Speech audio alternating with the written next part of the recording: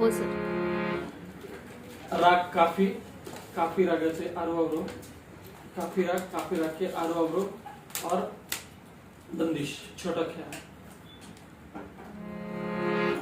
सा रे ग म प ध नी सा रे ग प म ग रे सा. ये जो काफी राग है इसमें ग और नी दोनों स्वर कोमल लगते हैं, बाकी सभी स्वर शुद्ध हैं.